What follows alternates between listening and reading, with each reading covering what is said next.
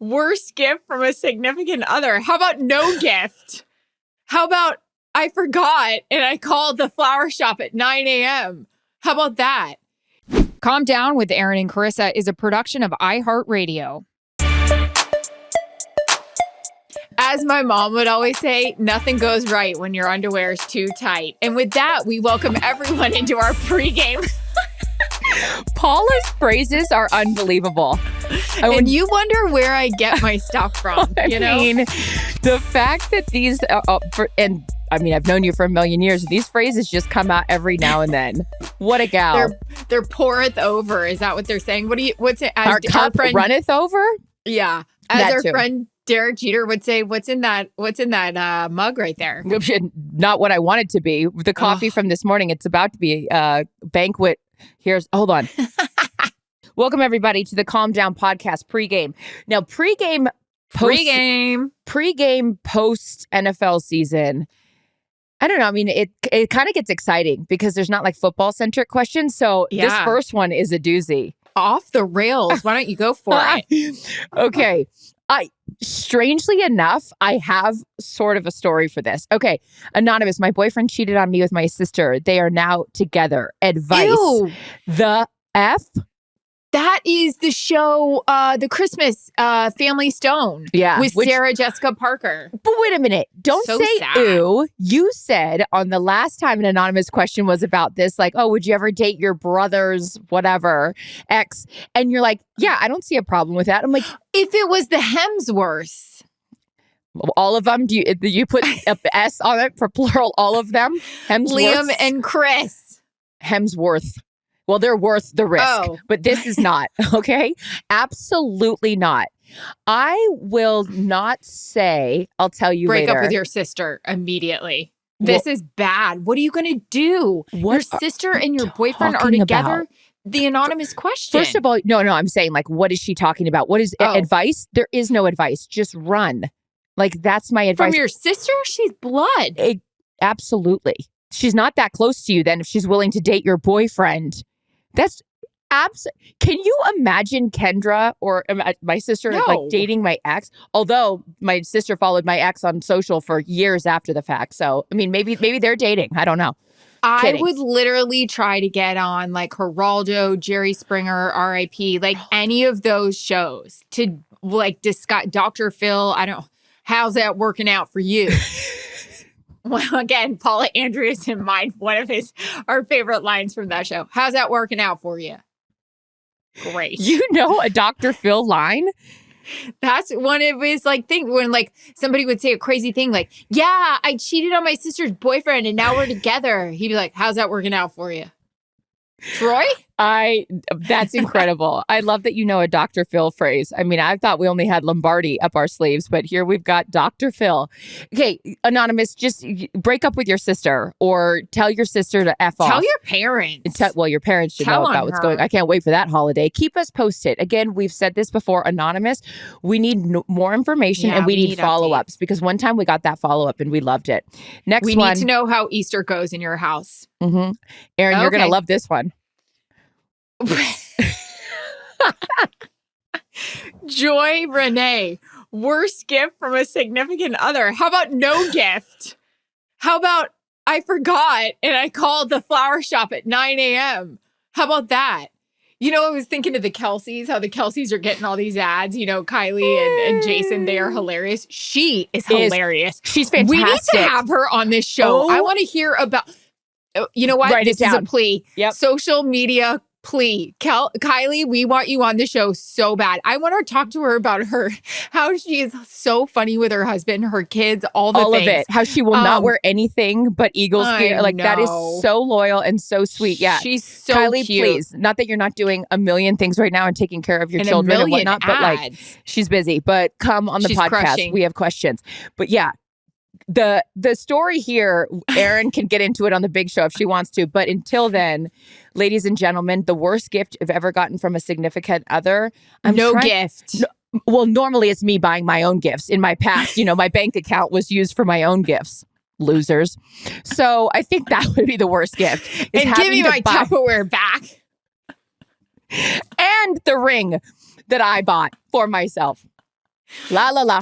To go to dinner tonight. Mm-hmm. Hey, I was driving today. Inside joke between you and I. I think this was you and I, or I dreamt it. You and I, T-Y. That's a unity. I a long way around came on by the Dixie Chicks, and I was remembering the one time we were like, the Earl Song. You and I were singing it passionately. Remember? Yeah. Where was that? Was it Stagecoach? Those black-eyed peas, they tasted all right to me, Earl. And now he's dead. Yeah, I gotta remember how that goes, because that's a good song for me right now. Home on the range. We'll sing it in Montana. Mm-hmm. I'll sing it to myself while you're busy skiing and I'm in the lodge. Roger Lodge. Okay, here we go. We're not going to get through this very easily. All right. Jill Razchuk, and again, we mess these all up all the time. I'm so sorry. Do you feel pressure as women in a male sport to always show that you know as much as them? Yep. Yeah, I think I still feel that way a little bit, but not in an assertive, listen to me, I'm going to ramble off all this information. I think that we've talked about it before, but I think it's just really important that we study twice as hard and read those extra articles or watch those extra shows or do certain things or talk to the extra guys to figure out if something comes up, let's just say that isn't, for me, it's a rundown of things we're supposed to talk about. Just that you're well-versed in everything. So yeah, I always feel that a little bit. And I feel that way as a host, especially because it's my job to make sure that if the guys want to go a different direction, that I can follow them there and make sure that the conversation's cohesive. So yeah, I feel that I always want to know more information, but not that the guys are testing me like, oh, let's see how much you know. Like 20 years into this thing, like I would hope that they know that I know something. Exactly. And our guys are our people. It's not like that for you or I in our current situations. But I'm not going to lie to you. After I do a sit-down interview and I kind of get some insight of what may or may not be happening in a locker room, and then I come to the production meeting and I'm like, I think this team's going to lose. And everybody's like, nah, you're crazy. And then fourth quarter, I'm like, interesting. Hey, are we in break? We are. Great. Can everybody hear me? Hey, guess who predicted this one? Right, because you can take the temperature of the guys. I feel like that too. Yeah, I think that's definitely a great point where you don't know because it's not been written about or whatever, that you're like, interesting. So yeah, yes and no is the answer to that question. You're up, girl. This has happened to me. From S. Rogie, question for the boss babes. Have you ever cried at work, and how do you keep it all together when you are just so overwhelmed and you want to jump into a hole and hide? Before I was an intern. No, I wasn't an intern. I was working kind of freelance for an Orlando station, and they wanted sound from the Bucks locker room, and a particular player was so nasty to me. He physically turned his back away from me in the middle of his scrum. He also told me to go back, rehearse my question, and come back when I was ready. I was mortified. Stop. I was 19, 20 years old. I had practiced. I did slip up a little bit. I stumbled. He knew it. He knew I was young. I instantly started having tears come down my face, and two players in particular, Derek Brooks and John Lynch, saw it, pulled me over, and said, "What do you need?" Oh my God, Erin. Royalty. That's incredible. I've never heard you tell that story. Wow. Karma is the my guy boyfriend on the Chiefs. Wow, that is really... Karma's the GM of the 49ers helping me. That's really great. Wow, I love that story. Mine's usually, I don't have a specific one like that, but I love that. And I love those guys for that. As tough as I try to act, sometimes I'm very emotional if I feel like I've disappointed anybody. Yep. So particularly our bosses or coworkers. My tears come from feeling like I've ever disappointed anyone that I respect. So I try to keep it together so it's not in front of them. But admittingly, I have cried a couple times in front of bosses over the years. And it is always met with support and understanding. There are times where they give tough love, and I like that because that's how I grew up, and I appreciate that. But I think that idea where it's like you have to be so strong and don't show weakness, vulnerability to me has always been a strength.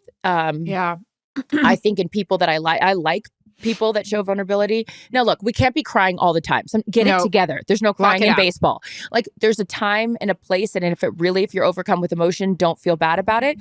But yeah, I think it's just sort of a balance of the two. Like, I know people that are just always like crying and bitching, and you're like, what are we doing here? Lock it up. And I think to add to that, we feel this way about our bosses, which I've cried to them, like not like more than maybe twice, but it's because honestly, the environment that we have at Fox is very much a family. It's not bullshit when we say that. And when they have allowed us to feel that way, Charissa and I have been literally at a group function in Vegas on the president of Fox Sports' cell phone doing Spotify because his phone controlled it was awesome. And then a big boss called and we're like, whoa, you may want to get this. But he like trusted us enough. Like we had such a great weekend and stuff. So yeah, like when we kind of have to, when he has to pull us aside about something or, you know, kind of talk to us about something. Yeah, you and I have called each other bawling because we don't want to let him down because we care for our bosses and our coworkers so much. I got a missed call yesterday from one of my bosses since I have a few. And I was like, and you know that feeling from Amazon. Oh, sweetheart. But I immediately started panicking. And I was like, oh God, what's wrong? Oh God. And you lose feeling in your legs? Completely. Yeah. And then I almost called you and I was like, oh my God, I missed call. And then I called him back. He's like, what's up? Just checking in. Everything good? And I'm like, the checking in. Nope. No, I was like, I almost said to him, I was like, don't scare me like that. But he was awesome. I mean, but again, just we feel very lucky. This is a long-winded answer, but it's to say this. I think depending on your relationship with your employer, they will allow you the runway to be vulnerable as long as they know that you care and you are hardworking and, you know, let's not keep making the same mistake 700 times. And honestly, one more point, and I'm sorry we're going over to this, but if like, I know you and I feel the same way about this too. If it was something that involved a team or a player, you and I are so emotional and invested in our relationships with that. We've talked about it. If there was ever a situation and we felt so bad, like I had a situation where a certain player was coming up behind me and I didn't know he thought I was going to interview him and we had to get off air. It ruined my day for 3 straight days. I ended up having to call him. Yeah, a week. And I was just like, literally, I need you to know you're like one of my favorite players. And I was doing that because we had to get off air, not because I didn't want to talk to you. But that's another time we would get emotional. But it's because we love our job and we love what we do so much. I could go on and on about this, which we probably should on the big show because, again, off season. But let's put a pin in this. And I think it's a good conversation with the idea of just in general workplace sort of, what am I trying to say here? Just navigating uncomfortable situations. Because we've got some questions before with people being like, if there's a mean girl in the workplace, stuff like that. Yeah. So, all right. Last but not least, Anonymous, how to tell an out-of-town friend they cannot stay at your house. You can't stay at my house. It's too crazy here. I got a leak. I got a kid. I got a dog. I got a husband who drives me nuts. And sometimes I have to send him down to that guest room when he's coughing last night. You can't stay here. For those that can't stay at Erin's house, you can come over to mine. I'm happy to host you. No, let's take this to the big show. The streets? Let's take this to the streets. I'm writing it down. Because I got a lot of thoughts on this. In fact, you and I had a conversation about this over Frozen Margs. Opening 3 of them. Okay, here we go. For those of you interested in the follow-ups, join us on the big show. And Kylie, Kelsey, please and thank you. We want you. We would love to have you on the Calm Down podcast. All right, love you, girl. Bye. Bye. Calm Down with Erin and Charissa is a production of iHeartRadio. For more podcasts from iHeartRadio, visit the iHeartRadio app, Apple Podcasts, or wherever you get your podcasts.